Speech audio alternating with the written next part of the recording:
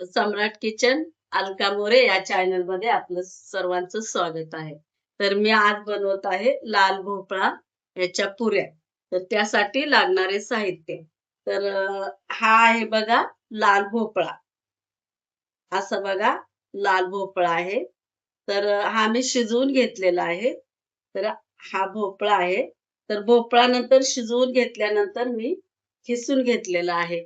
तर त्यासाठी खिसून घेतला आणि त्याच्यामध्ये मग हा गूळ आहे. गूळ खिसून टाकला. खसखस आहे. 2 चमचे छोटे रवा आहे.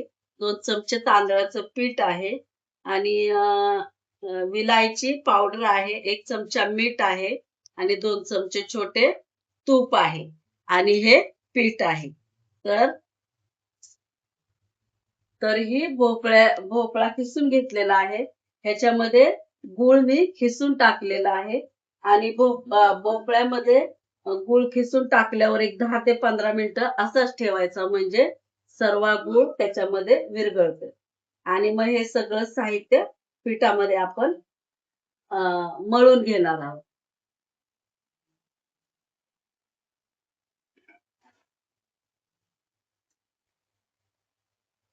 तर आता हे पीठ आपण जेवढं साहित्य आहे त्याप्रमाणे आपण पीठ घ्यायचं आणि जेवढं तुम्हाला भोपळा घ्यायचा आहे त्याप्रमाणे तुम्ही गूळ पण घ्यायचा. तर मी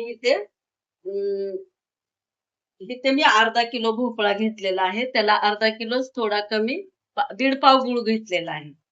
आता ह्याच्यामध्ये आपण पीठ आहे ह्याच्यामध्ये आपण पहिलं तूप टाकून घ्यायचं.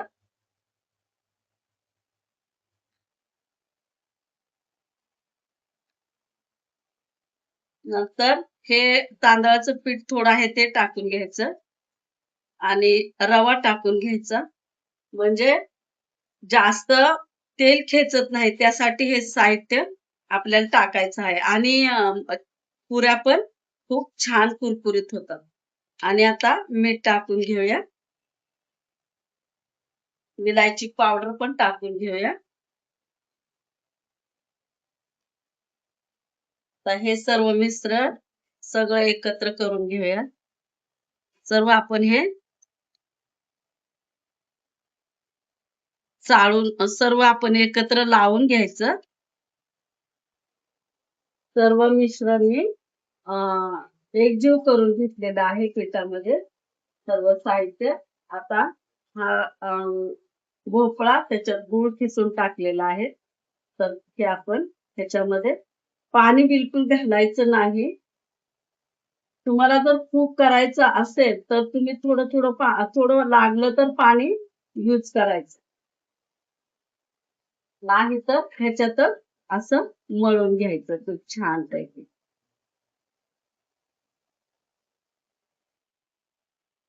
तर हे पीठ मी मळून घेतलेलं आहे भोपळ्याच्या पुऱ्याचं आणि ते 15 मिनिटं असंच ठेवून द्यायचं आणि मग पुऱ्या लाटून घ्यायच्या.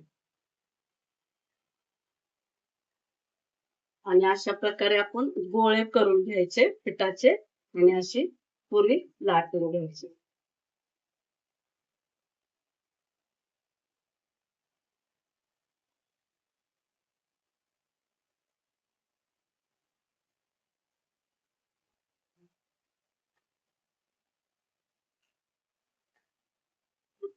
तुम्हाला पाहिजे अशी तुम्ही पुरी पातळ किंवा जाड अशी लाटून घ्यायची. थोडी खसखस ह्याच्यावर टाकायची आणि पुरी लाटून घ्यायची.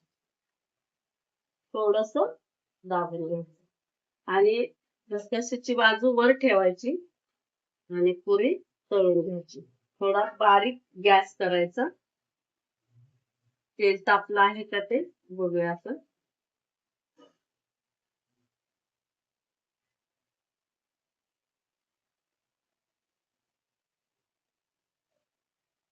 तर तेल तापलेलं आहे. तर आता आपण पुरी तळून घ्यायची.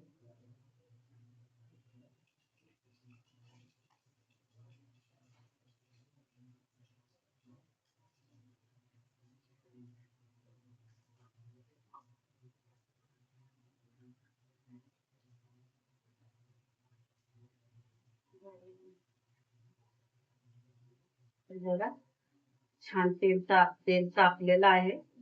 आता पुरी तळून घेऊ.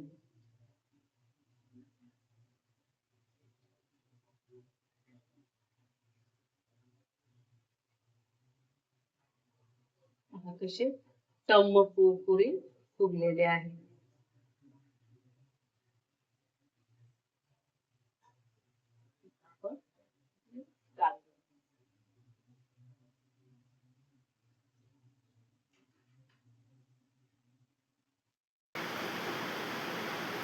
तयार आहे भोपळ्याच्या पुऱ्या. आवडला असेल तर लाईक करा, शेअर करा, सबस्क्राईब करा. धन्यवाद.